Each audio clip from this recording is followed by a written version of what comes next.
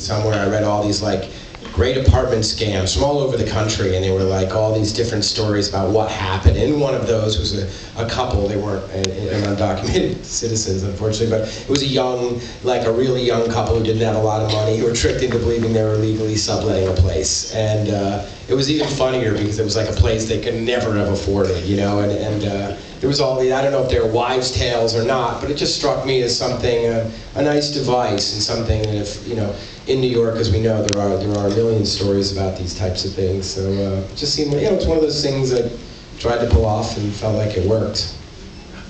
Just shooting in New York is so easy, isn't it? Yeah, it's really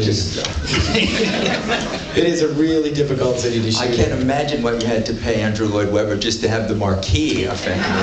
But that's actually a typical New York story. It was on a night where everything we tried to do with oh geez. That was Andrew Lloyd Webber. Yes. Sorry, I thought I'd turn that off.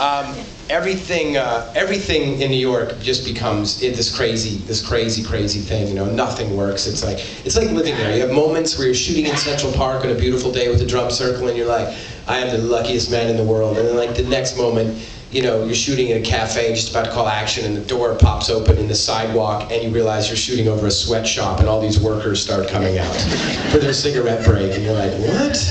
And they're like, they'll just be here for like 20 minutes. And you're like, 20 minutes? But on that, with the Phantom, we went up to shoot there, and we got up there, and one of the local unions, they finally said, okay, you can shoot the marquee. And this was after, you know, months of negotiation, but that's it. And we got up there, but we didn't realize the doorman union, or one of the local unions, took care of the space under the marquee, and they didn't give us permission without some ungodly fee. So they're like, you can't shoot on the sidewalk. And we're like, well, how do we do that? And it kept getting funnier and funnier, you know, like, how are we going to do this? And then we finally said, let's just go for it. We'll shoot it fast. We'll get out of there. We're a little bit guerrilla at times. And we got up there, and it was a Tuesday night.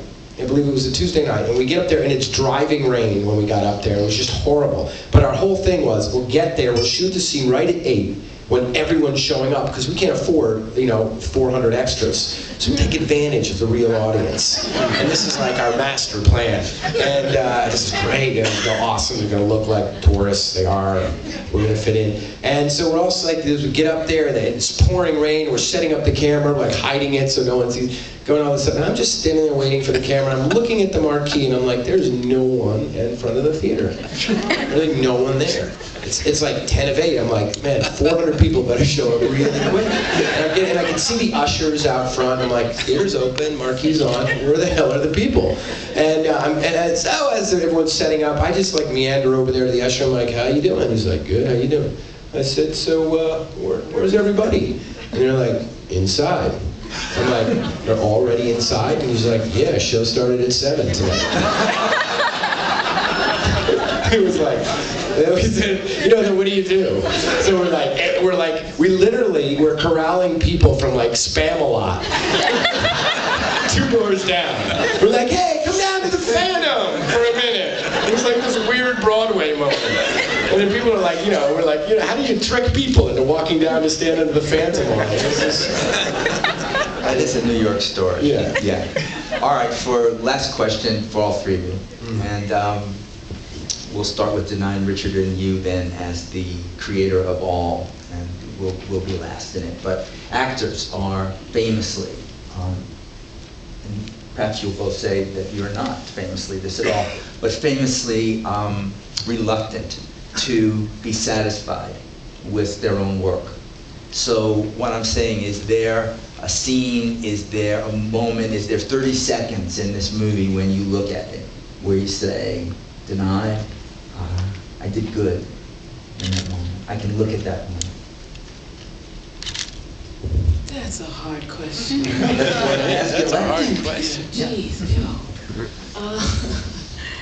Richard's having all that time to think now. Yeah.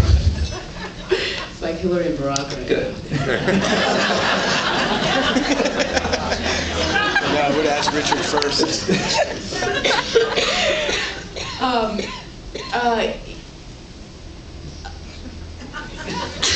I would have picked the same scene. I